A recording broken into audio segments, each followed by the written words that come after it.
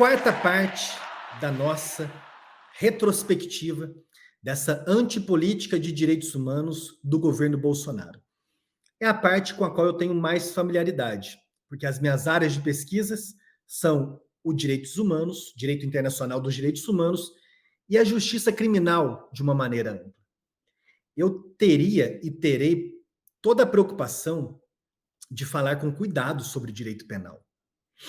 Eu não posso aqui ficar dizendo, não combina com o meu perfil, de colocar que Bolsonaro deve ser punido por esse crime, se eu de fato não acreditar que faz sentido denunciá-lo por esse crime. O título dessa quarta parte é Justiça de Transição para Bolsonaro. Revisão de sigilos e punição pelos seus crimes. Não pode haver nenhum tipo de anistia. Aliás, anistia não é uma expressão ou um instituto jurídico penal que possa ser cogitado para uma pessoa individualmente considerada. Para uma pessoa individualmente considerada, nós temos um decreto de graça. É mais fácil um extraterrestre pousar na presidência da República nesse momento do que o presidente Lula conceder um decreto de graça para Bolsonaro. O indulto já é mais coletivo. Bolsonaro também não tem pertinência à sua relação criminal com o decreto de indulto. A anistia, a população está empregando em um sentido não metafórico, mas em um sentido que não é o mais técnico. Mas eu gosto desse sentido, porque faz menção, faz uma referência à anistia que tivemos para os agentes estatais que participaram de crimes contra a humanidade no período da ditadura militar no Brasil. No caso deles, sim, foi uma anistia. Mas lá no decreto de anistia não tinha um nome de cada um dos agentes estatais que praticaram crimes de tortura, desaparecimento forçado, sequestro, assassinato, crimes de homicídio de um modo geral. Mas tão somente anistiava as pessoas que praticaram alguns tipos de crimes durante um período específico. Não há que se falar em anistia para Bolsonaro. Ele será processado, ou melhor dizendo, deve ser processado pelos seus crimes.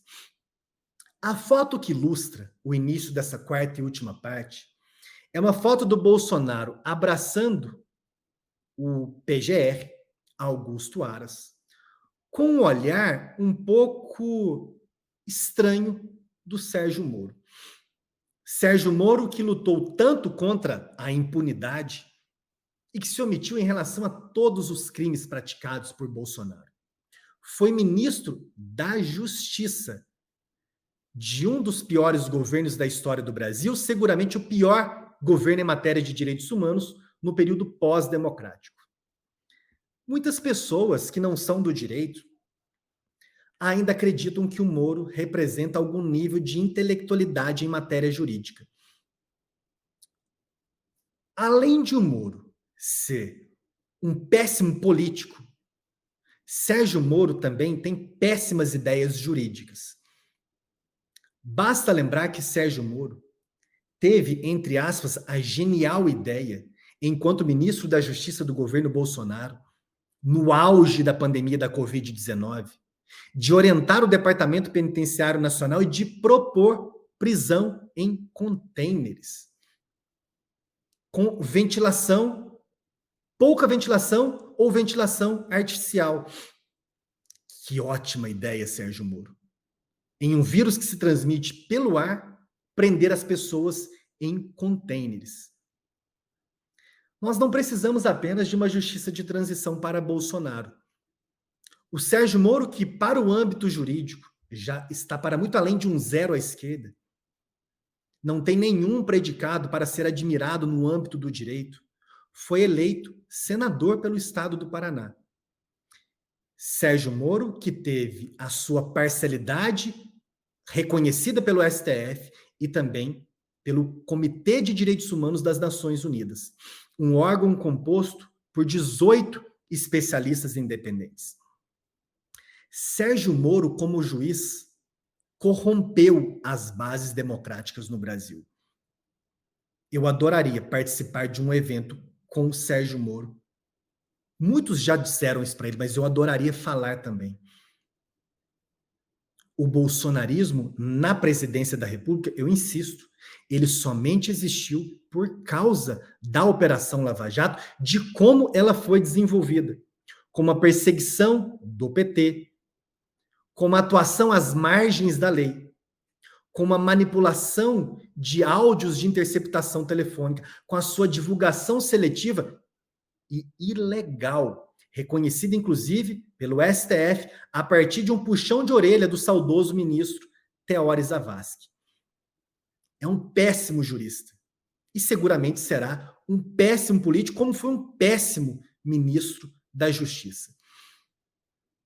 Caio, você gosta de ficar falando mal do Sérgio Moro? Talvez é porque ele foi ministro da Justiça. Talvez é porque ele esteve no centro da Operação Lava Jato. Talvez porque ele ainda é um político. Eu não tenho perseguição com o Sérgio Moro. Ele está, junto com outras pessoas, no centro de muitas discussões jurídicas e políticas no Brasil. Vamos começar falando do que seria essa justiça de transição. Justiça de transição é uma expressão empregada para fazer referência ao funcionamento do sistema de justiça após um período de exceção. Eu emprego justiça de transição aqui, neste contexto, partindo do pressuposto que o governo Bolsonaro representou uma exceção democrática no país. E que nós precisamos de mecanismos de justiça de transição que, intrinsecamente, são mais corajosos. Há, no contexto de justiças de transição, uma democracia defensiva.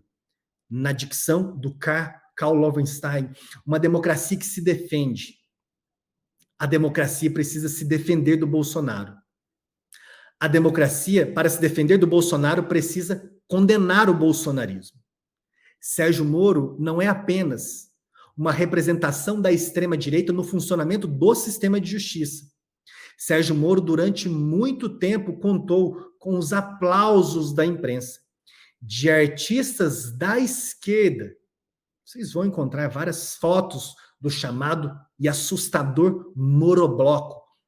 E também contou durante muito tempo com o entusiasmo do sistema de justiça.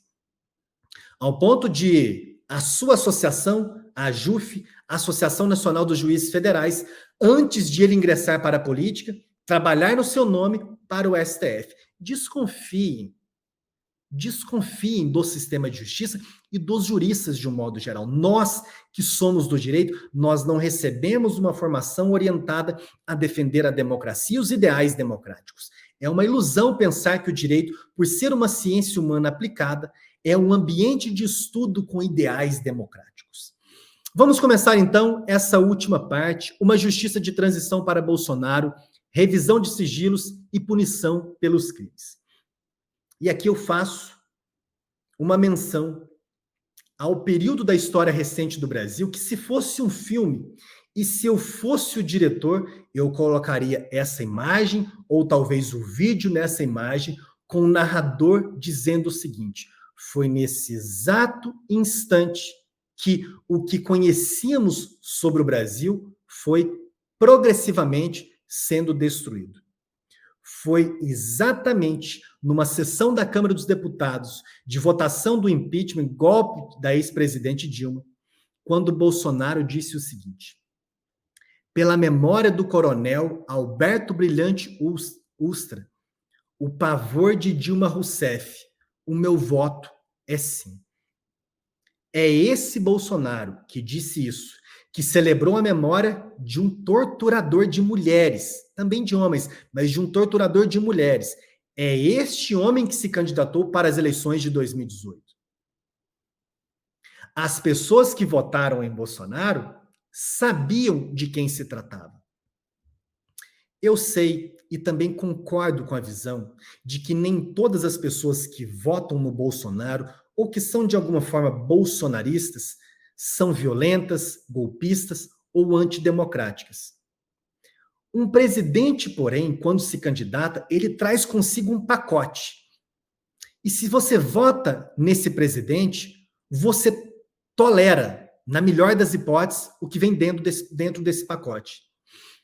Quem votou em Bolsonaro em 2018 e também, surpreendentemente, em 2022, tolera tudo que estamos assistindo até aqui durante essa retrospectiva em relação ao Bolsonaro. Mas ele fez isso, aquilo, mas a economia, você tolera. Tolerar não é a mesma coisa que concordar. Há uma distinção.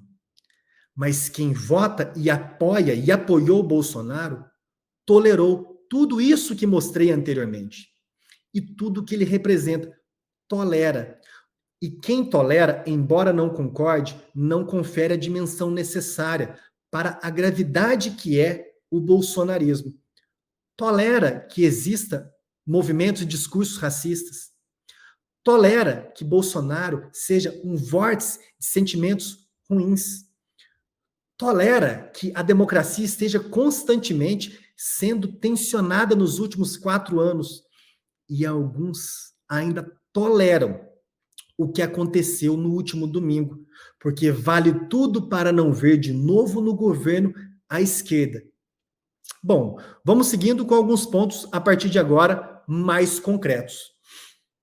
O Bolsonaro, deputado então Bolsonaro, não foi processado pelo crime de apologia de crime ou de criminoso. E não é só inadequado, não é só deselegante, não é engraçado para quem é maluco como ele, é criminoso. É criminoso fazer apologia de um torturador e fazer apologia implicitamente de um ato de tortura, porque quem desperta pavor em uma mulher no contexto da ditadura é porque a torturou. É crime, não foi processado. Não foi condenado na Comissão de Ética da Câmara dos Deputados por perda de decoro parlamentar. Naquele exato instante, isso não deveria ter sido permitido. Deveria ter sido preso em flagrante pela presidência da Câmara dos Deputados, determinada que a Polícia Legislativa o retirasse do plenário. É um crime com pena baixíssima, mas direcionado ao Juizado Especial Criminal de Brasília. E, como a pena do crime é baixíssima, deveria ter sido perdido o seu mandato na Comissão de Ética da Câmara dos Deputados. Vamos falar primeiro dos sigilos e depois dos crimes. E aqui eu trago a essa nossa retrospectiva quando um rapaz ali no Twitter, que eu não conheço, mas acabou ficando famoso esse seu tweet, viralizou, Lucas Elias Bernardino disse o seguinte, com muita educação, aliás: presidente, o senhor pode me responder, porque todos os assuntos espinhosos, polêmicos do seu mandato, você põe sigilo de 100 anos? Existe algo para esconder? E Bolsonaro, assim como os seus apoiadores, ciente, naquele momento, da impunidade, agora está absolutamente com medo, com razão, porque será preso. Bolsonaro será preso e não vai demorar. Em 100 anos, saberá. Felizmente, o Lucas não vai precisar aguardar 100 anos, porque é possível, sim, revisar os decretos de Bolsonaro. Apenas como exemplos, alguns exemplos de sigilo de 100 anos adotados por Bolsonaro, porque são mais de 60 assuntos. Cartão de vacina do ex-presidente, processo disciplinar do Exército contra o ex-ministro da Saúde, Pazuello, contratos de compra da vacina indiana Covaxin, esse sigilo especificamente foi derrubado na Justiça, mas compete ao PGR verificar se isso pode ou não configurar crime de corrupção. O processo na Receita Federal que investiga as chamadas rachadinhas. Até então, STF tem uma tendência a considerar como crime contra a administração pública, mais especificamente o crime de peculato. Finalmente, reuniões entre Bolsonaro e pastores supostamente favorecidos pelo Ministério da Educação. Sobre sigilos, eu não quero avançar demais, principalmente porque não é a minha área de domínio. É um assunto que sai do direito internacional dos direitos humanos, é um assunto que sai das matérias penais, é um assunto que compete a outros ramos do direito. Mas, durante ali aquele período das eleições, eu fiz um estudo e estou convencido que é perfeitamente possível revisar os decretos de sigilo do Bolsonaro. Primeiro ponto importante: a atribuição de sigilo a informações pelo governo não se materializa em decretos. O mentiroso, lamentavelmente, o presidente Lula, sobre esse ponto, não estava bem assessorado.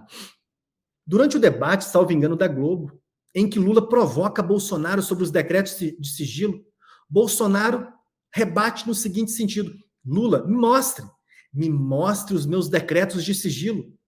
Lula não estava bem ambientado à matéria. E são muitas matérias para que ele dominasse para um debate presidencial. Bastava Lula dizer: os seus decretos não se materializam, os seus decretos de sigilo não são materializados em decreto. Se vocês colocarem no Google decreto de sigilo de 100 anos sobre cartão de vacina, decreto de sigilo de 100 anos sobre o cartão corporativo, não encontraremos nada. Os sigilos são impostos principalmente a partir da negativa de informações solicitadas com base na Lei de Acesso de Informação. Em geral, os jornalistas, porque a Procuradoria-Geral da República não teve uma atuação contundente nessa matéria, jornalistas solicitam à própria presidência ou para órgãos da presidência informações sobre assuntos que não são de caráter pessoal, mas sim assuntos que devem ser publicizados. Bolsonaro ou outros órgãos da presidência simplesmente negam o acesso e impõem o sigilo. Nós não conseguimos localizar isso por meio de decreto. Por isso, é claro que Lula não teria realmente os decretos para apresentar para Bolsonaro. Vamos lembrar que a Lei 12.527 de 2011, a Lei de Acesso à Informação, foi sancionada por Dilma e representou um grande avanço histórico na transparência dos atos governamentais, acabando com o sigilo eterno de documentos e permitindo um amplo acesso às informações de interesse social. Finalmente, minha conclusão, pelo que já pude pesquisar, uma posição que é muito compartilhada por especialistas dessa área. Lula pode sim promover a retirada dos sigilos impostos por Bolsonaro, se não de todos, pelo menos daquelas informações que são mais sensíveis ao público. Isso poderia ser feito a partir de um processo de desclassificação de informação considerada sigilosa nos termos dos artigos 35 a 38 do Decreto 7724 de 2012, que regulamenta a Lei de Acesso à Informação. Para encerrarmos esse ponto e passarmos para os crimes, consta o seguinte: no relatório final da transição de governo, no tópico específico de revisão de atos que impuseram sigilo de 100 anos em documentos de acesso público. A proposta é de revisão de casos em que houve imposição de sigilo de 100 anos pelo governo Bolsonaro, para impedir o conhecimento público de documentos. Os casos revisados serão aqueles contidos em lista apresentada à equipe de transição, por especialistas da sociedade civil com expertise na área de transparência. No relatório de transição, foi sugerido ao presidente Lula as seguintes medidas. Primeira medida, despacho do presidente da República, que determina pelo princípio da autotutela da administração pública que a Controladoria Geral da União reavalie as decisões tomadas na lista de casos denunciados como de imposição indevida de sigilo de 100 anos. Segunda medida, despacho do presidente da República que determina que a Advocacia Geral da União elabore proposta de parecer vinculante que indique o escopo de aplicação da atual redação da Lei de Acesso à Informação relativa à proteção de dados pessoais. A minha impressão e a minha expectativa é que não vai demorar para a retirada de sigilo imposta pelo governo Bolsonaro em assuntos que podem se relacionar com a pandemia da Covid-19, com o cartão corporativo e também sobre atos que, direta ou indiretamente, possam estar relacionados com esses movimentos antidemocráticos. Vamos agora para a parte final, que é a parte dos crimes. Neste relatório final da CPI da Covid, que inclusive eu vou abrir um parênteses para fazer o seguinte comentário. Não sei se vocês acompanharam a CPI da Covid, eu mesmo não consegui acompanhar todas as sessões. Foram muitas sessões, mas acompanhei boa parte. Uma parcela da imprensa explorava os momentos mais inusitados, os momentos mais humorísticos da CPI da Covid, os momentos mais acalorados de debates e discussões. Mas vejam só, foi um excelente trabalho. O relatório final da CPI da Covid possui mais de 1.000 páginas. E a parte que aqui nos cabe, que é a parte dos crimes, está muito bem fundamentada, com menção à doutrina especializada em matéria penal, a pareceristas em matéria de direito penal. E mesmo assim, de outubro de 2021 até agora, janeiro de 2022, vocês viram um único movimento mais efetivo do PGR Augusto Aras? Algo que talvez minimamente causasse algum desconforto no presidente Bolsonaro, um mínimo desconforto. Uma matéria, ainda que seja no site do Ministério Público Federal, Procuradoria-Geral da República decide investigar Bolsonaro por esse fato. Vocês viram algo nesse sentido no noticiário? Isso praticamente não existiu. E aquele relatório, com mais de 1.000 páginas, indiciou Bolsonaro pelos seguintes crimes: prevaricação, charlatanismo, epidemia com resultado morte, infração a medidas sanitárias preventivas, emprego irregular de verba pública, incitação ao crime, falsificação de documentos particulares, crimes contra a humanidade nas modalidades extermínio, perseguição e outros atos desumanos. A partir de agora, eu vou explicar para vocês cada uma das imputações de crimes deste relatório final da CPI da Covid-19. Depois, ainda quero explicar as imputações de crimes mais recentes, dos crimes contra o Estado Democrático de Direito, pela via da chamada omissão imprópria, da posição de garante que exerce um líder político, um recente ex-presidente da República. Antes, vejamos este trecho do relatório final da CPI da Covid.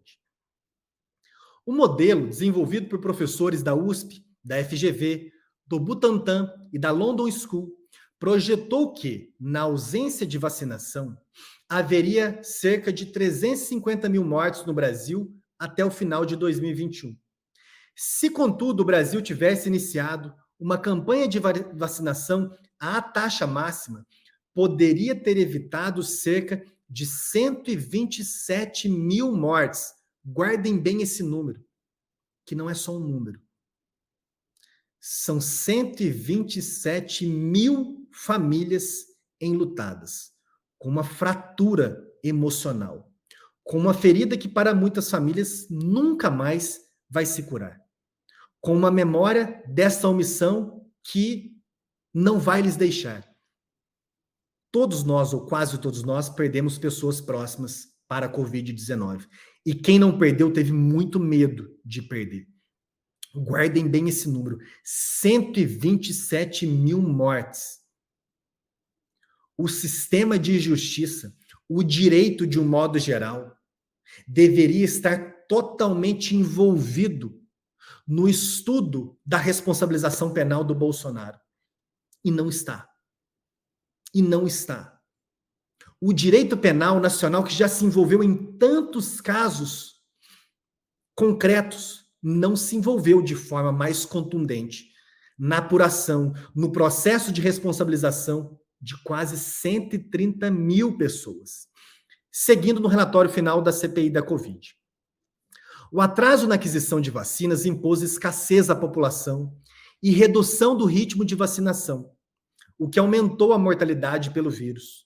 Os 3 estudos supracitados estimam que 12.663 pessoas com 60 anos ou mais de idade não teriam falecido nos meses de março, abril e maio de 2021, caso o Ministério da Saúde tivesse contratado, em agosto de 2020, as 70 milhões de doses da vacina da Pfizer. Os pesquisadores Pedro Halal e Jurema Werneck, a grande pesquisadora Jurema Werneck, trouxeram outros dados para a CPI. Conforme estudo de Halal, quatro, quatro de cada 5 mortes no Brasil teriam sido evitadas se estivéssemos na média mundial de mortalidade. Agora sim, vamos começar com os crimes. Como que foi aqui a metodologia que eu escolhi para explorar com vocês? Veremos qual é o tipo penal, qual é a pena atribuída àquele crime e também um trecho importante da acusação, aqui, num sentido não tão técnico da palavra, mas qual foi a acusação final do relatório da CPI da Covid-19. E a partir disso, eventualmente, eu faço alguns comentários adicionais. Um aviso importante. Eu disse, é um relatório com mais de 1.000 páginas. Eu selecionei 1 ou 2 parágrafos dos crimes atribuídos a Bolsonaro. Há inúmeros outros parágrafos, uma fundamentação muito mais extensa. Mas tenho certeza que vocês conseguirão compreender que não há explicação para a omissão do Procurador-Geral da República. Primeiro crime que foi objeto de indiciamento pela CPI da Covid, prevaricação. Está previsto no artigo 319 do Código Penal. Retardar ou deixar de praticar indevidamente ato de ofício ou praticá-lo contra disposição expressa de lei para satisfazer interesse ou sentimento pessoal. Uma pena muito baixa. 3 meses a 1 ano e multa. Vocês verão que boa parte dos crimes tem pena baixa. Isso, porém, no quantitativo, em um concurso material somando as penas dos crimes, a situação do Bolsonaro é muito pior do que talvez ele imagine. Acusação da CPI da Covid. Luiz Ricardo Miranda, quem assistiu à CPI da Covid, lembra muito bem desse evento, chefe da coordenação geral da logística do Ministério da Saúde, relatou à CPI ter procurado o irmão, o deputado federal Luiz Cláudio Miranda, após perceber irregularidades e sofrer pressão para a execução do contrato da Covaxin. Lembrando que esse contrato estava sob sigilo de 100 anos e foi retirado na Justiça.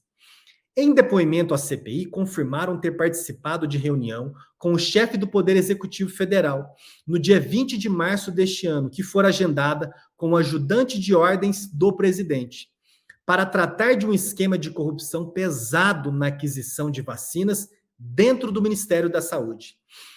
Relataram ter alertado o presidente da República acerca das irregularidades que estavam ocorrendo no Ministério da Saúde.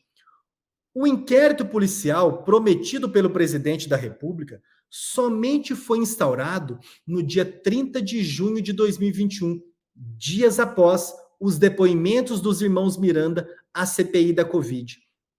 Ou seja, a CPI da Covid acusa o presidente Bolsonaro, a partir de depoimentos consistentes, de ele ter ficado sabendo, a partir de um profissional que atuava em uma área estratégica do Ministério da Saúde, que havia seríssimos indícios de corrupção na compra das vacinas da Covaxin. E ele foi alertado e nada fez. E ele, como presidente da República, é alertado em que no seu Ministério da Saúde está ocorrendo gravíssimos casos de corrupção, nada fez. A CPI da Covid foi muito branda nessa imputação. Em outros tempos anteriores, a partir da chamada teoria do domínio do fato, em que um presidente chegou a se cogitar a culpá-lo e responsabilizá-lo sobre tudo o que acontece na administração pública federal, Bolsonaro foi avisado, presidente, tem informação de indícios seríssimos de corrupção aqui no Ministério da Saúde, tem que ser investigado. Ele não viabiliza a investigação, não articula junto com a Polícia Federal, somente faz essa articulação após a CPI da Covid, após o fato se tornar notório. Por isso, a primeira acusação, na minha compreensão, é muito consistente.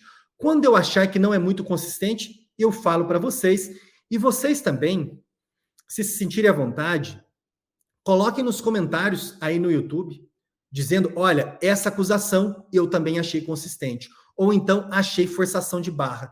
acho que não configura esse crime. Alguns crimes têm uma margem sim para a gente discutir. Segundo crime, charlatanismo. Código Penal, artigo 283. Vamos lembrar lá do Bolsonaro oferecendo a cloroquina para a EMA. Inculcar ou anunciar cura por meio secreto ou infalível. Novamente, uma pena baixíssima. Aliás, as penas dos crimes de natureza sanitária, dos crimes contra a saúde pública, precisam ser revisadas com urgência. Diversos crimes têm penas muito inferiores a penas de outros crimes cujas ações são bem menos graves. Pena de 3 meses a 1 ano e multa. Acusação da CPI da Covid. O presidente Bolsonaro foi um defensor incondicional do tratamento precoce. E, sobretudo, do uso da cloroquina e da hidroxicloroquina. Ocorre que nessa obstinada campanha, o presidente da República ultrapassou os limites legais. Vejam só, há registro de que ele tem alardeado que, com o uso da cloroquina, no início dos sintomas, haveria 100% de cura. Além disso, Jair Bolsonaro teria divulgado em evento público que todos os seus ministros teriam se curado com o uso desse medicamento. A defesa de uma cura infalível, com o uso de medicamentos sabidamente ineficaz contra o novo coronavírus, revelou elementos robustos da prática do crime de charlatanismo. Novamente, considero uma acusação muito consistente. E vejam só, o fato de considerarmos uma acusação consistente não significa que no contexto do processo todos iremos concordar com a condenação. Pode ser que no contexto da ampla defesa, do contraditório, nós nos confrontemos com outras informações, com a própria defesa do presidente. Se for uma defesa bem feita, nós podemos mudar de opinião e não há nada de errado com isso. Analisando, então, o que nós temos no noticiário e o relatório da CPI da Covid, a acusação de charlatanismo em relação à ampla divulgação do caráter quase que milagroso da cloroquina é, para mim, uma imputação muito consistente para se fazer contra Bolsonaro. Epidemia com resultado morte. Eu peço a vocês muita atenção para esse crime. Esse é o crime, é o primeiro crime que estamos aqui analisando que pode resultar em pena de prisão para o Bolsonaro. Isso, é claro, em um contexto que eu não consigo visualizar ainda nesse momento, 10 de janeiro de 2023, em que tenhamos um procurador-geral da República, ou ainda que seja na primeira instância, isso é sim possível, para montar um processo consistente contra Bolsonaro. Epidemia com resultado morte. Artigo 267 do Código Penal. Causar epidemia mediante a propagação de germes patogênicos. Pena de 10 a 15 anos, dobrada se do fato resultar morte. Aqui, na melhor das hipóteses, então, a pena mínima seria 20 anos, porque a pena deve ser dobrada e a pena mínima é de 10, e nós tivemos como resultado milhares de mortes. Vejamos a fundamentação da CPI. Uma epidemia não é um evento estático. Ao contrário, trata-se de um evento dinâmico, que se desenvolve e se transforma ao longo do tempo. Passada a fase inicial, em que os primeiros casos de pessoas infectadas aparecem, a depender das medidas de prevenção e repressão adotadas, dos remédios e vacinas disponíveis e do nível de agressividade do vírus, uma epidemia pode ganhar força e ter sua capacidade de contaminação fortemente acelerada. O relatório final da CPI prossegue. O atraso na compra e obtenção de vacinas pelo governo federal e a imposição de escassez à sociedade com várias interrupções da vacinação, conforme observado por todo o primeiro semestre de 2021, foi fator que contribuiu para o alto índice de novos casos de mortalidade no país. Assim, comete o crime de epidemia, atenção, não somente aquele que origina ou produz uma epidemia, com a propagação inicial de germes patogênicos, mas também quem, mesmo após iniciado o quadro epidêmico, age ou se omite para dar causa a um processo epidêmico de maiores proporções. Pensar diferente, conclui a CPI, seria emprestar ao tipo penal descrito no artigo 267 uma proteção insuficiente, deixando a incolumidade pública e, no caso, especificamente, a saúde pública sem uma tutela adequada. Eu trouxe para vocês, eu disse anteriormente, que o relatório da CPI da Covid, ele traz algumas informações, lições doutrinárias, de juristas do direito penal que já escreveram sobre o assunto. E no contexto da CPI da Covid-19, alguns juristas também atuaram como pareceristas. Um dos juristas que atuou como parecerista foi o Miguel Reale Júnior. E se tem um predicado ou um adjetivo que não podemos direcionar ao Miguel Reale Júnior, é que ele seja um petista, um esquerdista. Para quem não se lembra, Miguel Reale Júnior foi um dos subscritores do pedido de impeachment da Dilma. Foi ele, junto com Janaína Pascoal, Hélio Bicudo, que sustentou o impeachment da Dilma. Era uma das mentes, portanto, atrás do golpe de 2016. E é o Miguel Reale Júnior que volta agora ao contexto político em um parecer apresentado à CPI da Covid-19, repito, um jurista assumidamente conservador. Um jurista que participou claramente do golpe de 2016. Miguel Reale Júnior defendeu o seguinte: no que se refere ao verbo causar desse tipo penal da epidemia, é preciso afastar interpretações equivocadas, no sentido de que apenas quem deu origem à epidemia estaria abarcado pelo tipo penal.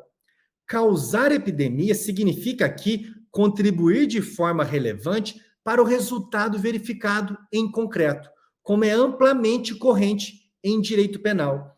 Nessa linha, Miguel Reale cita a lição de Juarez Tavares, um dos maiores penalistas do Brasil, que afirma que a antecipação, o agravamento ou a modificação de acontecimentos também são formas de causalidade.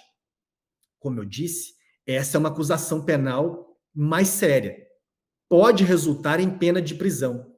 Necessariamente o regime inicial será o fechado, porque a pena mínima será de 20 anos. 10 anos dobrada porque a morte, no mínimo, porque como são muitas mortes, essa pena poderia ser não apenas dobrada, mas também aumentada um pouco mais. Parece para vocês uma acusação absurda? Eu não estou dizendo que seria ou será fácil montar um processo a respeito desse tipo penal e condenar o Bolsonaro. Mas o que eu quero, pelo menos, colocar é que ele deve ser investigado por isso. A CPI trabalhou arduamente e produziu um relatório, repito, muito consistente. Ele pode, pelo menos, ser investigado, talvez denunciado. Depois, em um grande processo, ouvir muitos especialistas, muitas testemunhas, para que Bolsonaro seja ou não responsabilizado. Neste processo criminal, há uma pergunta a ser respondida.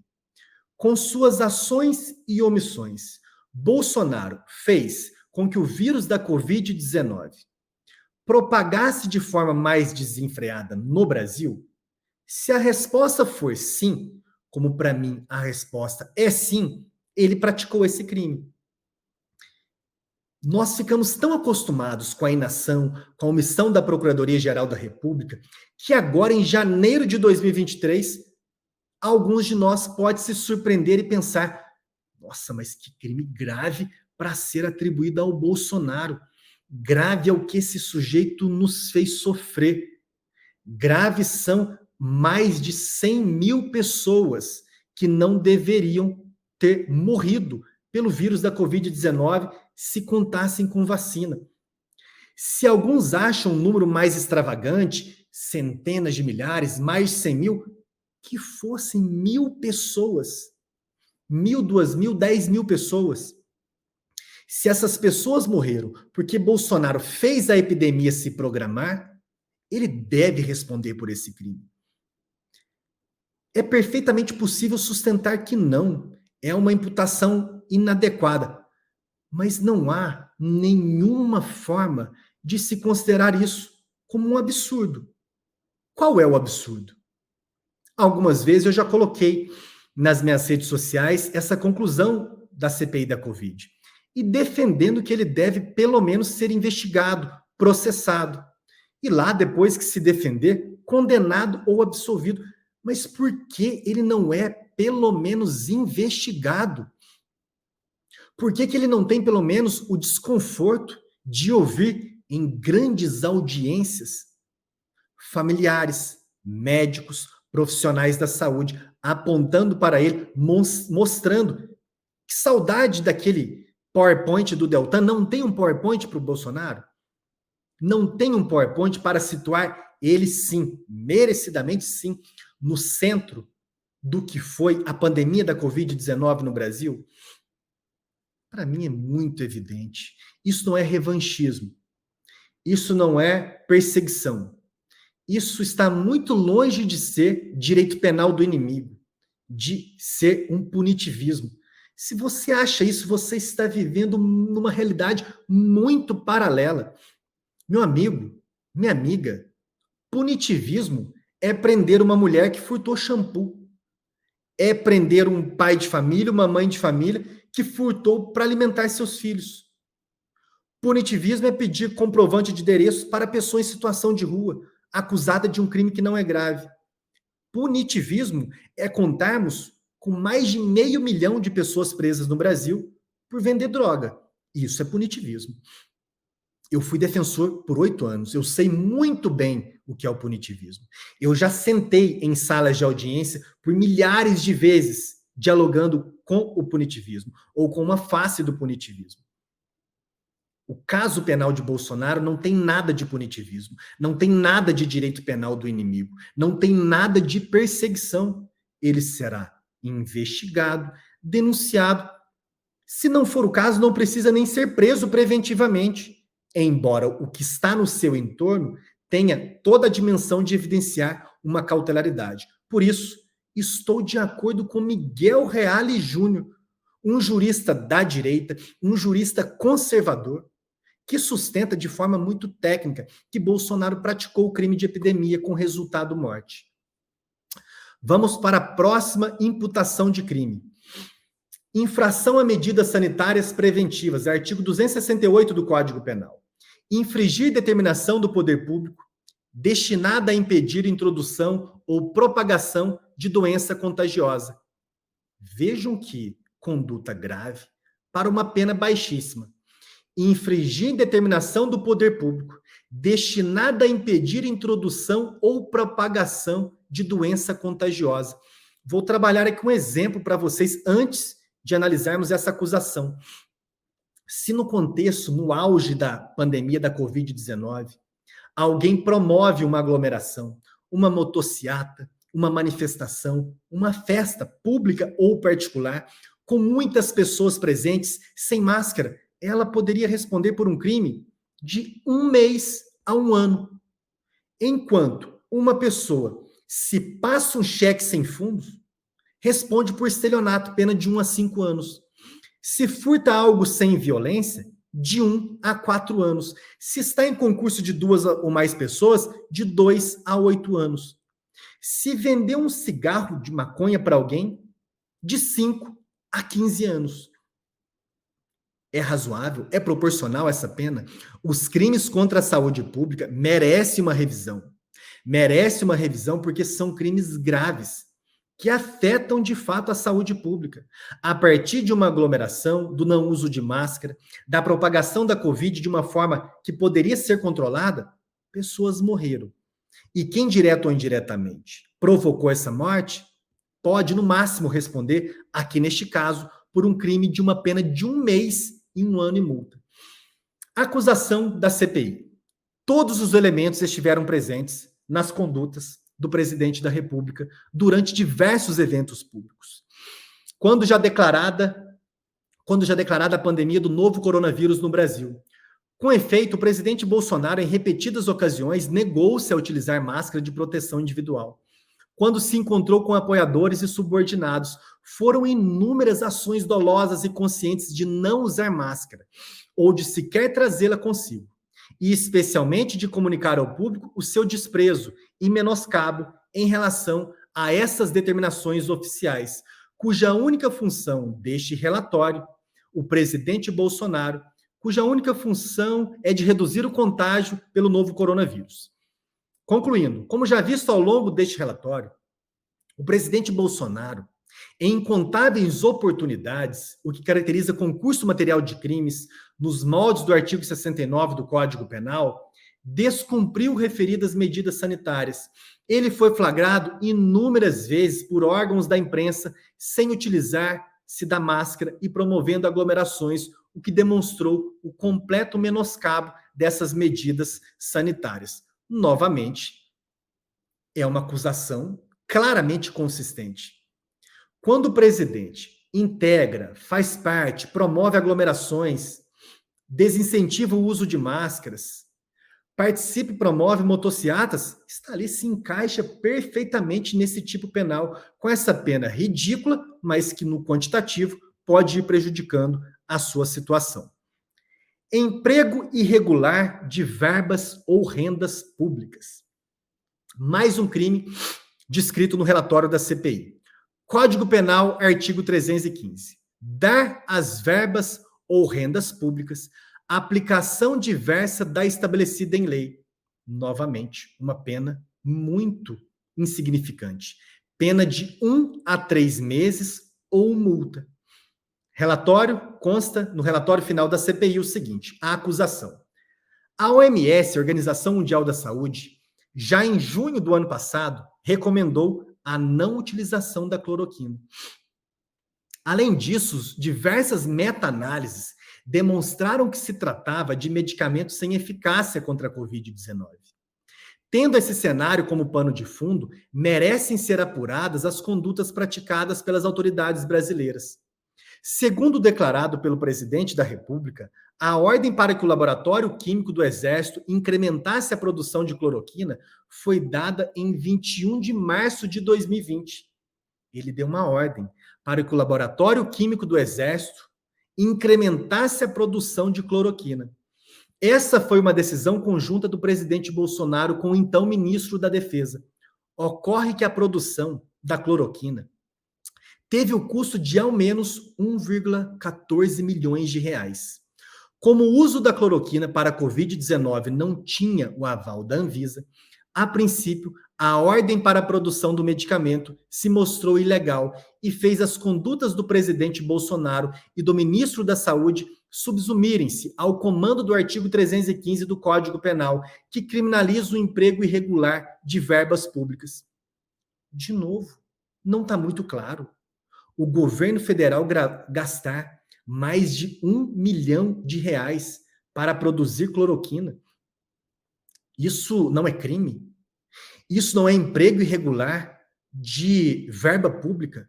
Para mim, embora a pena seja insignificante, é mais um dos crimes praticados por Bolsonaro e merece a devida responsabilização. Estes crimes com penas baixíssimas prescrevem em, salvo engano, 3 anos. Não pode, então, demorar. Incitação ao crime. Código Penal, artigo 286. Incitar publicamente a prática de crime, pena de 3 meses a 6 meses ou multa. Acusação. Ao estimular a população a se aglomerar, a não usar máscara e a não se vacinar, conduta reiterada em inúmeras manifestações públicas nas ruas e nas redes sociais, o presidente da República incitou as pessoas a infringirem determinação do poder público destinada a impedir a propagação de doença contagiosa. Nós vimos no crime infração a medidas sanitárias preventivas. Quantas e quantas vezes Bolsonaro, nos últimos 4 anos, em especial no contexto da pandemia da Covid-19, não incentivou aglomerações, não criticou a política do fique em casa, não desincentivou o uso de máscara, não apoiou aglomerações, não participou de motociatas, é evidente que ele deve ser responsabilizado também pelo crime de incitação. Na pior das hipóteses, pelo menos investigado, talvez processado. Depois, apura-se se deve ou não ser condenado. O que é intolerável é essa omissão total da Procuradoria-Geral da República. Mais um crime, agora com uma pena um pouco maior. Falsificação de documento particular. Artigo 298.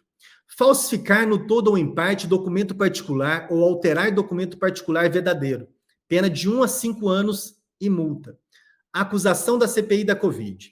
Na ânsia desmedida em justificar seus pontos de vista, valendo-se para isso de quaisquer meios, o presidente Bolsonaro falsificou um documento particular. No caso, uma análise pessoal feita pelo auditor do TCU, Alexandre Figueiredo Marques, intitulada da possível supernotificação de óbitos causados pela Covid-19 no Brasil.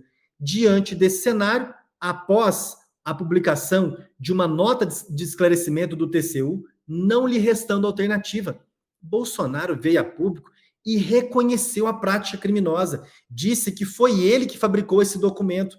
Mais uma vez, cadê a investigação? Cadê as manchetes? Cadê o noticiário jurídico, político, de um modo geral? Cadê a movimentação da Procuradoria-Geral da República? Não tivemos nada disso durante o mandato do Bolsonaro. Finalmente, para encerrarmos o relatório da CPI da Covid, a CPI coloca ao final, de uma maneira não mais genérica, mas de uma maneira que precisa daquele grande processo a que me referi. Que se estruture um grande processo com muitas provas, com uma argumentação bem consistente e concreta. A CPI da Covid também atribui a Bolsonaro a prática de um crime contra a humanidade. Vejamos primeiro o que apontou a CPI da Covid. Um dos episódios mais dramáticos verificados ao longo do enfrentamento da Covid-19 foi a crise no estado do Amazonas, sobretudo na capital, Manaus. Diante do grande aumento de casos graves da doença, os hospitais amazonenses ficaram com suas UTIs sobrecarregadas e desabastecidas de oxigênio medicinal, o que resultou na morte de inúmeras pessoas por asfixia. Com efeito, a crise em Manaus mostrou fatos graves de desrespeito à condição humana. Houve omissão, embaraço ao acesso à informação, falta de planejamento e desabastecimento de oxigênio, descaso e, principalmente, tentou-se resolver o problema com a solução errada. O relatório da CPI ainda menciona os fatos ocorridos na Prevent Senior, com a adoção do chamado kit Covid, e a utilização indevida com experimento científico em Manaus de provalutamida para o tratamento da Covid-19. Vejam só, para que tenhamos a dimensão jurídica e penal sobre o crime contra a humanidade. Nós não temos no Brasil uma lei dos crimes contra a humanidade. Não temos. Nós não temos ainda uma lei no Brasil que estabeleça: estes são os crimes contra a humanidade. Há um tratado de direitos humanos que estabelece os crimes contra a humanidade e o Brasil ainda não ratificou esse tratado. Para que possamos atribuir um crime a uma pessoa no Brasil, nós precisamos primeiro que a conduta esteja devidamente criminalizada na legislação penal. Não há a possibilidade de atribuir no direito penal interno um crime contra a humanidade ao ex-presidente Bolsonaro. Para a CPI da Covid-19, eles classificaram que isso configuraria o crime contra a humanidade previsto no Tratado de Roma do Tribunal Penal Internacional, na hipótese, o artigo 7º, letra K, parte final, ato desumano que afete gravemente a integridade física ou a saúde física ou mental da pessoa. Além disso, a CPI coloca: os fatos relatados em relação aos indígenas também atraem a jurisdição do Tribunal Penal Internacional.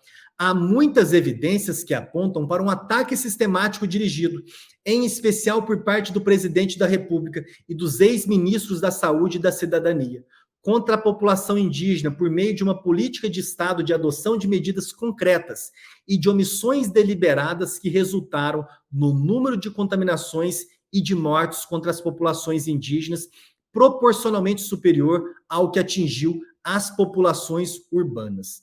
Este é um ponto muito importante.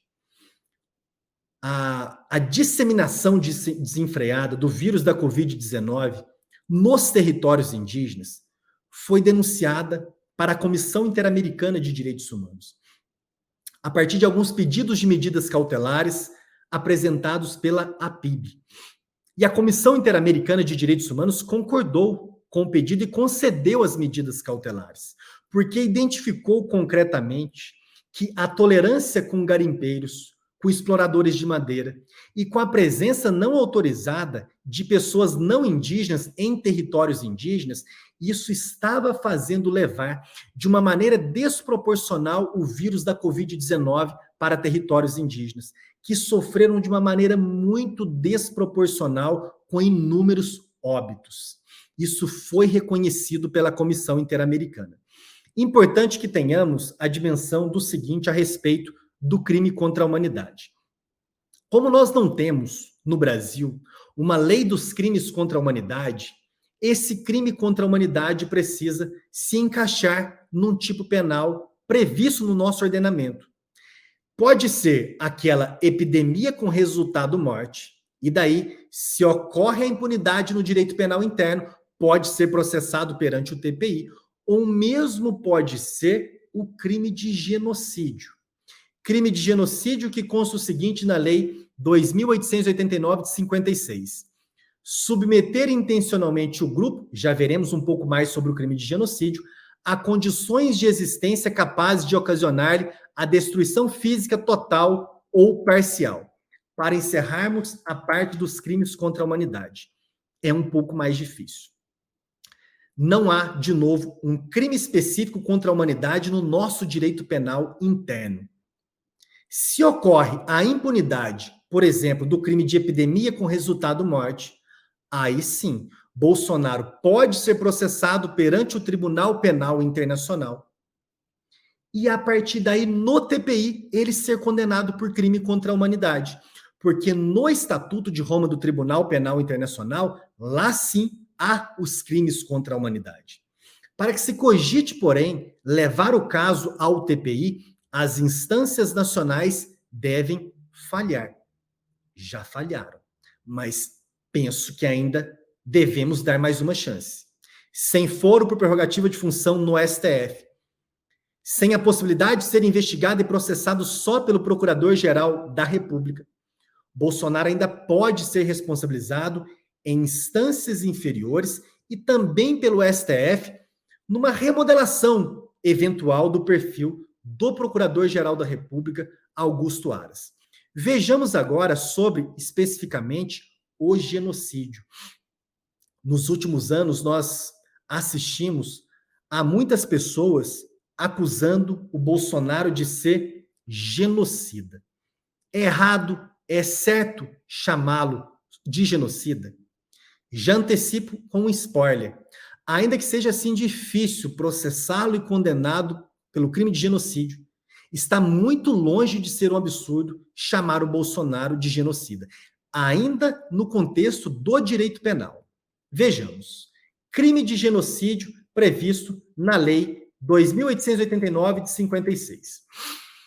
Quem, com a intenção de destruir, no todo ou em parte, grupo nacional, étnico, racial ou religioso como tal, pratica uma das seguintes condutas: mata membros do grupo, causa lesão grave à integridade física ou mental de membros do grupo, submete intencionalmente o grupo a condições de existência capazes de ocasionar-lhe a destruição física total ou parcial, adota medidas destinadas a impedir os nascimentos no seio do grupo, efetua a transferência forçada de crianças do grupo para outro grupo. Aqui podemos trabalhar basicamente com as duas primeiras letras, ou até com a terceira também. Mata membros do grupo, bem difícil de imputar esse crime ao Bolsonaro, causa lesão grave à integridade física ou mental de membros do grupo, a ausência de vacinação, a desincentivação de um fim da pandemia da Covid-19, a prorrogação dessa epidemia com resultado morte, pode se encaixar aqui, e ainda submeter intencionalmente o grupo a condições de existência capazes de ocasionar a destruição física total ou parcial. Um grande obstáculo para processar o Bolsonaro, e aqui, diferentemente dos crimes contra a humanidade, nós temos uma lei do crime de genocídio. Bolsonaro pode ser processado. Na primeira instância, inclusive, pelo crime de genocídio. Uma dificuldade. O genocídio é uma expressão que surge após a negação do Holocausto, após, naquele contexto do Tribunal de Nuremberg, de se responsabilizar os genocidas nazistas. Por isso, o crime de genocídio, ele nasce exigindo uma titularidade passiva muito específica. Matar muitas pessoas não necessariamente é crime de genocídio. Para que se configure o crime de genocídio, a pessoa deve ter a intenção de destruir, no todo ou em parte, um grupo nacional, étnico, racial ou religioso. Embora seja difícil processar o Bolsonaro pelo crime de genocídio, nós temos a seguinte duas alternativas. Eu volto a dizer, as duas alternativas opções não estão sendo aqui colocadas no sentido, é óbvio que o Bolsonaro deve ser condenado pelo crime de genocídio, mas apenas que talvez pode ser investigado e que no contexto do processo alcancemos um nível de consciência maior. O meu xará Caio Sérgio colocou no YouTube se o caso da linha C não entraria na insistência da imunidade de rebanho. Na minha compreensão, sim, pelo menos para ser investigado. Duas formas, não para se contornar, mas para que se compreenda que é possível, sim, identificar na titularidade passiva do crime de genocídio a gestão da pandemia da Covid-19. Uma primeira opção mais frágil e uma segunda bem concreta. A primeira opção, mais frágil. Nós deslocaríamos a interpretação tradicionalmente atribuída à expressão grupo nacional, que não foi, pelo menos segundo um entendimento majoritário, grupo nacional seria, por exemplo, assassinar uma população estrangeira que está no território de um outro país. Como se a Rússia assassinasse, inclusive no território da Ucrânia, com a intenção de destruir no todo ou em parte o povo ucraniano. Isso é genocídio. Está destruindo um grupo nacional. A primeira opção é conferir uma interpretação mais ampla a essa expressão. Mas isso é problemático no direito penal. Querendo-se, porém, utilizar dessa via, grupo nacional compreenderia também, simplesmente, um grupo que convive dentro de um país, inclusive podendo se contemplar, dentro de grupo nacional, camadas sociais mais pobres. Verificando-se, por exemplo, o impacto diferenciado da pandemia da Covid-19 na morte de pessoas negras, periféricas e pobres, pode-se cogitar de enxergar aí a destruição no todo ou em parte de um grupo nacional. Estou sendo aqui sempre muito sincero. Acho, porém, difícil de se imputar dessa forma o crime de genocídio ao Bolsonaro. Segunda forma, esta já me entusiasma. Já acho a ideia melhor. O genocídio de povos indígenas. Povos indígenas pode ser compreendido como um grupo étnico, ou se quiser compreender como grupo nacional ou racial, mas um grupo étnico. E se a partir de uma acusação bem fundamentada, consegue-se colocar que a partir das ações, que não é nem muito bem uma omissão, é uma ação de não querer comprar vacina, é uma ação e também depois uma omissão como garante de tolerar a presença de madeireiros, garimpeiros, de pessoas estranhas ao território indígena, levando o vírus da Covid-19. É claro, aqui nesse ponto, eu acho que dá para investigar. Dá para investigar e talvez para processar.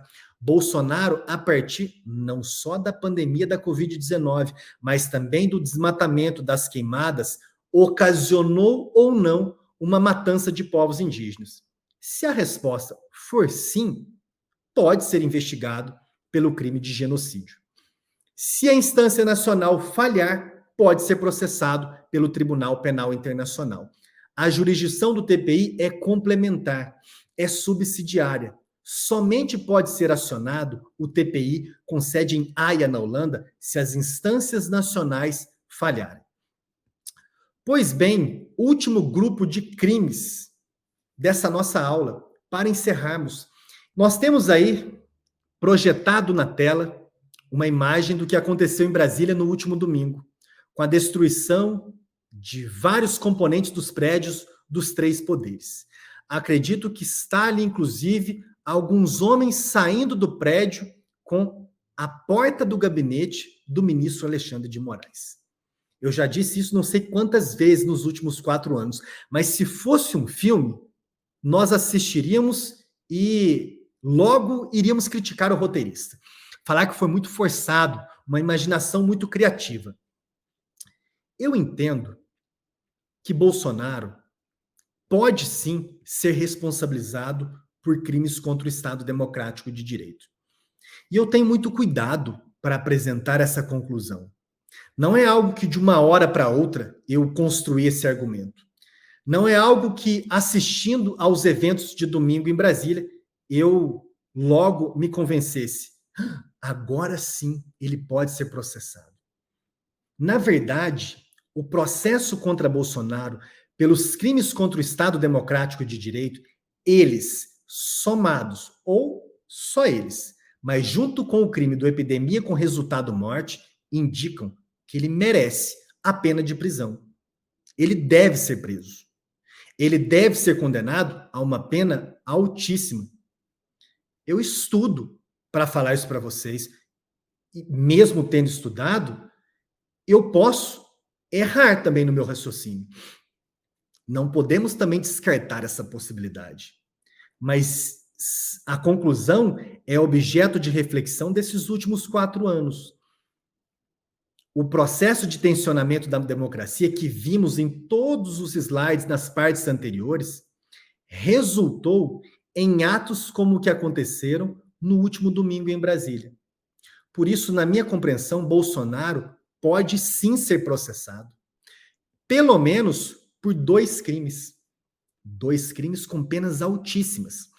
Primeiro crime, e já adianto, não vejo nenhuma conjunção entre esses crimes. É perfeitamente possível um concurso material entre os crimes do artigo 359L e 359N. 359L, crimes contra o Estado Democrático de Direito. Lei esta que revogou a Lei Antiga de Segurança Nacional. E foi o próprio Bolsonaro que sancionou essa lei. Tentar, com emprego de violência ou grave ameaça, abolir o Estado Democrático de Direito, impedindo ou restringindo o exercício dos poderes constitucionais. Impedindo ou restringindo o exercício dos poderes constitucionais. Houve quem me rebatesse nos últimos dias dizendo, mas não houve emprego de violência ou grave ameaça. Pessoal, violência não é simplesmente dar um tapa, um soco em uma pessoa. Grave ameaça não é somente ameaçar outra pessoa com uma arma ou com uma faca. A democracia foi, como nunca foi nos períodos mais recentes, ameaçada com muita violência no último domingo, quando os manifestantes invadem os prédios dos 3 poderes, do Poder Legislativo, Executivo e Judiciário, destroem tudo. O que eles estão... Aqui é o primeiro verbo do tipo penal. O que eles estão tentando fazer? Eles estão tentando abolir o Estado Democrático de Direito. Não apenas com aquelas ações buscando a destruição do prédio dos 3 poderes. Esse crime do artigo 359L, ele também se configura nos pedidos de intervenção militar quando alcança uma estrutura mais organizada de financiamento. Só pedir intervenção militar, além de uma dissonância cognitiva coletiva, é o crime do parágrafo único do artigo 186. Incitar animosidade entre as Forças Armadas e a população civil. Quando, porém, isso deixa de ser apenas um cartaz e há um financiamento de ônibus, estruturas em grupos de WhatsApp, lives e mais lives estruturando como se dará esse processo golpista. É o crime do artigo 359-L. E Bolsonaro, por ação e por omissão, pode sim ser investigado por esses crimes. Não estou colocando. Eu tenho a mais absoluta certeza que o Bolsonaro é culpado por esses crimes. Não.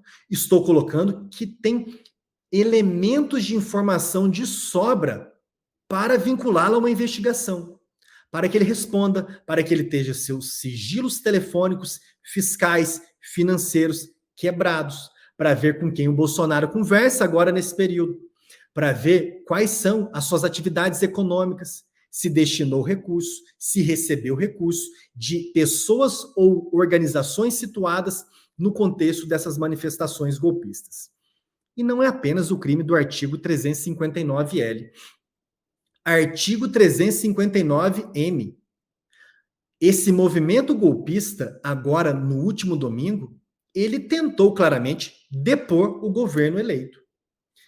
Tentar depor por meio de violência ou grave ameaça o governo legitimamente eleito. 359-L, pena de 4 a 8 anos, além da pena correspondente à violência. 359-M, reclusão de 4 a 12 anos, além da pena correspondente à violência. Quando essa população foi aos prédios dos 3 poderes para destruir, eles não fizeram isso só porque não gostam daquela arquitetura. Eles queriam depor o governo Lula. Se não houvesse uma atuação, ainda que extemporânea, das forças policiais no domingo, eles destruiriam tudo, tomariam posse e já estavam planejando destruir outros meios de fornecimento de serviços, de combustíveis, para de fato instaurar um caos, para que esse governo fosse deposto. É crime. É crime. Caio, mas essa pena é muito grave. É por isso que ela vai de 4 a 12. É por isso que ela vai de 4 a 12. Tentar depor. Eles sequestraram Lula, eles ficaram vários dias no Congresso Nacional? Não. Resultado disso, não merecem uma pena de 12 anos. 5, 6, 7 anos, além da pena correspondente à violência. Isso não é direito penal do inimigo. De novo, não é perseguição, é a aplicação de uma lei penal sancionada pelo presidente Bolsonaro. Aqui explico como se dá a forma de responsabilizar o Bolsonaro. No nosso Código Penal, nós temos crimes comissivos ou por ação, crimes omissivos e temos também crimes comissivos por omissão, também chamados de crimes de omissão imprópria. Está lá no artigo 13, parágrafo 2º. A omissão é penalmente relevante quando o emitente devia e podia agir para evitar o resultado. E aqui paramos nessa parte para responder a seguinte questão. Enquanto estava como presidente da República, e também logo após encerrar o seu mandato, enquanto inclusive ainda fala nas redes sociais, como se estivesse exercendo o mandato, um presidente ou um ex-presidente da República, recém tendo encerrado o seu mandato, ele pode e deve agir para evitar um resultado que busca provocar a deposição de um governo legitimamente eleito? A minha resposta é sim. Segunda parte. De acordo com o Código Penal, o dever de agir incumbe a quem, com seu comportamento anterior, criou o risco da ocorrência do resultado. É evidente que ele criou o risco do resultado.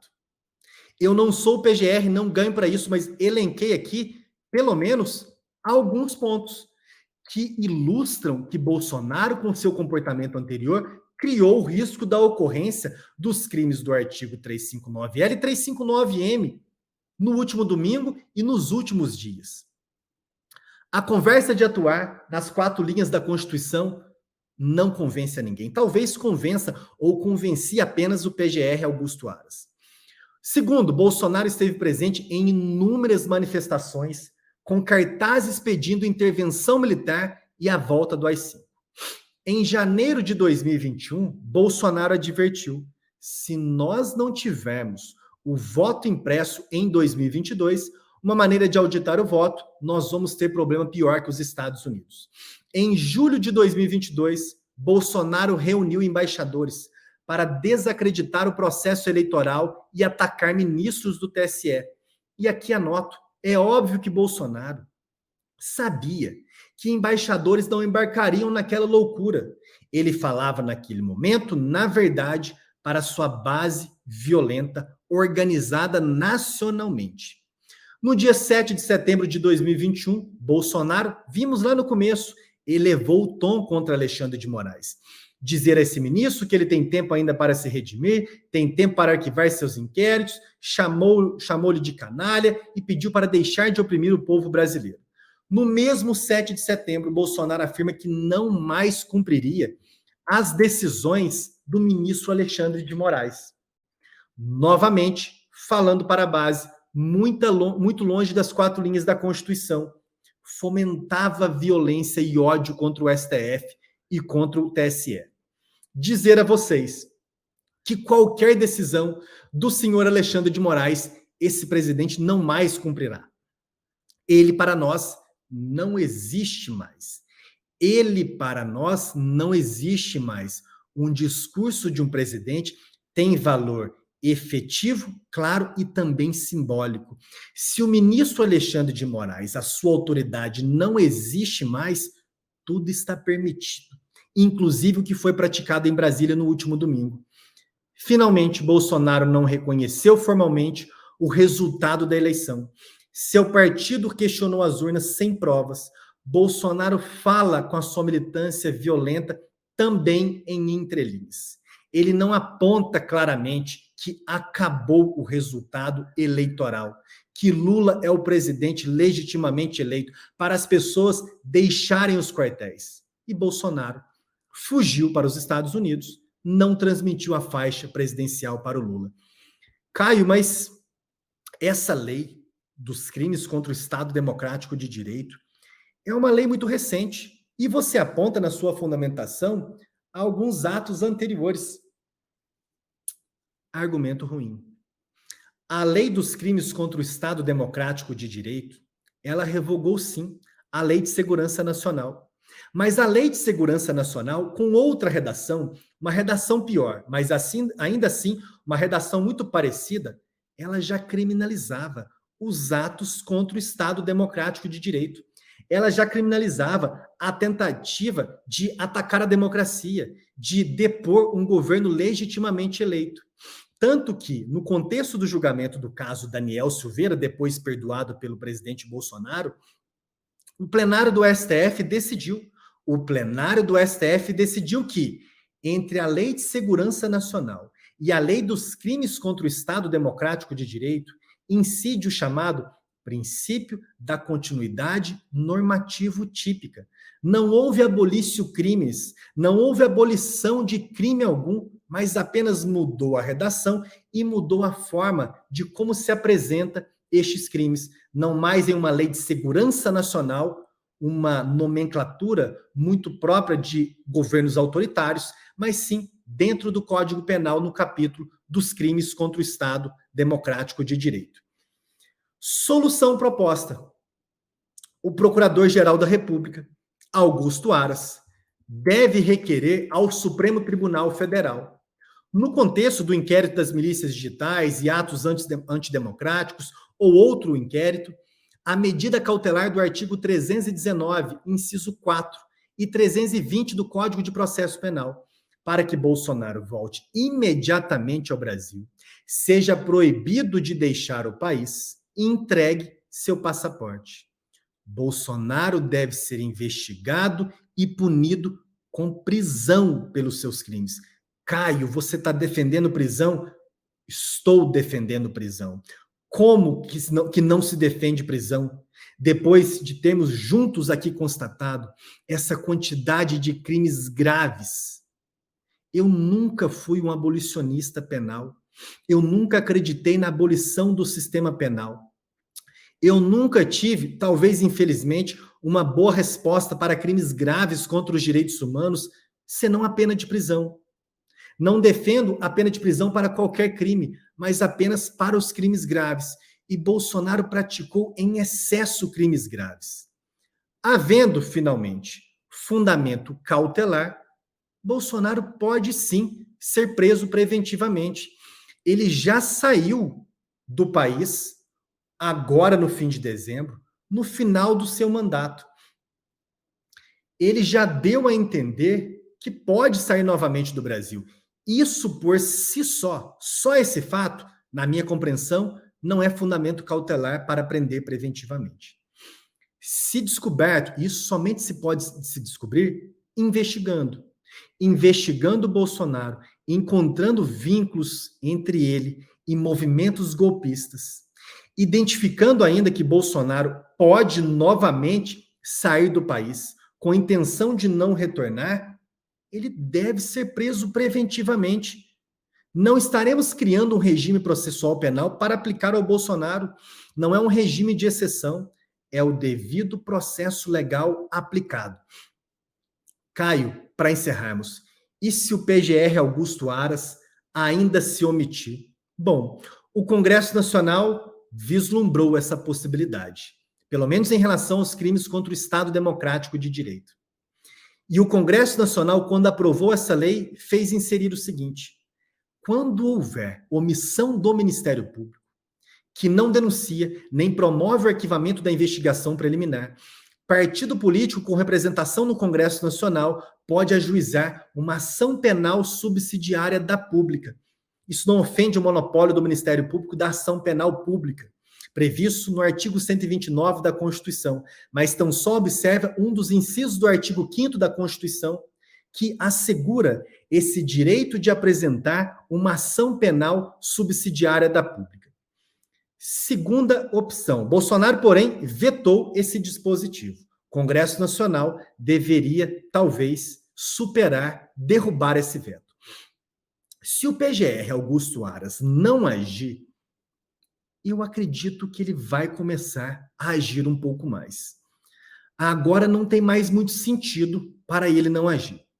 Ele não pode mais sonhar com uma vaga no STF. Ele já está no seu segundo mandato na PGR. Jamais continuaria na PGR, jamais será indicado para o STF pelo presidente Lula. A biografia do Augusto Aras será a pior possível em termos de defesa da democracia. Todos nós sabemos e contaremos essa história de pelo menos 4 anos. Inércia, omissão e blindagem político-institucional do presidente Bolsonaro, que lhe escolheu fora da lista tríplice. Além da atuação do PGR Augusto Aras, que ainda tem a possibilidade de escrever um último capítulo interessante e importante da sua biografia, na sua carreira profissional, além da sua atuação, o Ministério Público da primeira instância também pode atuar em relação a alguns dos crimes que nós estudamos nessa retrospectiva de hoje. Eu tentei reconstruir os 4 anos, para que pudéssemos identificar que isso que aconteceu em domingo foi resultado de ações e omissões desse governo. Agradeço a todos vocês que me acompanharam. Novamente, eu faço o convite para que vocês possam estudar comigo, numa formação bem completa em jurisprudência da Corte Interamericana de Direitos Humanos. Teremos um curso de 10 aulas do dia 1º de fevereiro ao dia 10 de fevereiro. Cada dia, uma nova aula. É uma aula que eu gravo aqui nesse